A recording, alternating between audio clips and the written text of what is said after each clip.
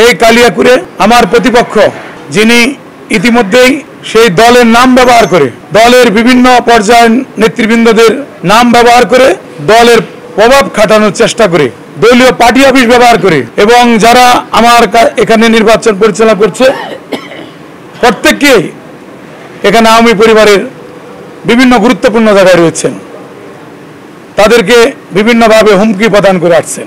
তার বক্তব্য দল আমাকে সিদ্ধান্ত দিয়েছে, দল আমাকে মনোনয়ন দিয়েছে, এই কথা উনি বলছে, যেটা অত্যন্ত হাস্যকর, এটা আপনারা অনেকে জানেন। গতকাল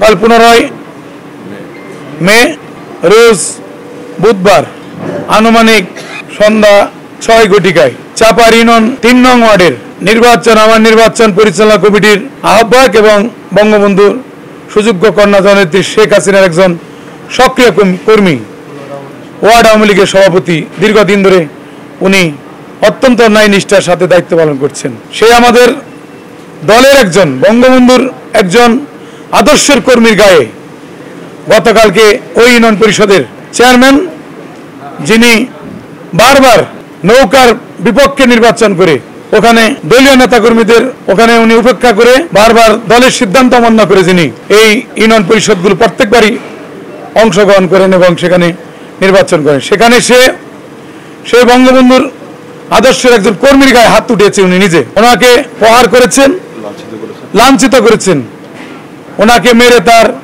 জামা কাপড় ছিঁড়ে এবং তাকে বিভিন্ন জায়গায় হাত এবং তাকে ভেঙে এবং তাকে আজকে হসপিটালে মৃত্যুর সাথে পাঞ্জা লড়ছে।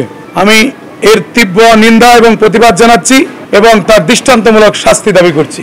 একটি নিরপেক্ষ নির্বাচন করার স্বার্থে তাকে অবশ্যই আইনের আওতায় এনে তার দৃষ্টান্তমূলক শাস্তি আমরা আজকের এই হাউস থেকে সম্মানিত সাংবাদিক ভাইদের কাছে আমি প্রশাসন, আপনাদের মাধ্যমে প্রশাসনকে আমরা দৃষ্টি আকর্ষণ করছি। ইতিমধ্যে আমরা প্রশাসনের কাছে তার পরিবার পক্ষ থেকে অভিযোগ আমরা দিয়েছি।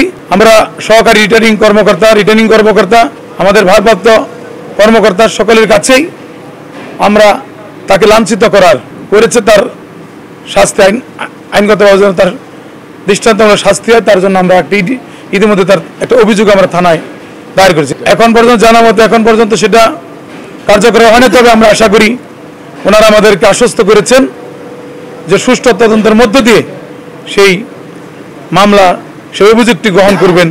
এটা আমরা আশা করি আজকের এই আপনাদের মাধ্যমে সেটা সেই অভিযোগটি গ্রহণ করে সেই আমার অনুরোধ, সেই বঙ্গবন্ধুর আদর্শের একজন কর্মী, আমার নির্বাচন যিনি অত্যন্ত দক্ষতার সহিত পরিচালনা করেছে, তার ন্যায্য বিচারটা যেন সেখানে হয়, সেটা আপনাদের মাধ্যমে প্রশাসনের কাছে দাবি করছি।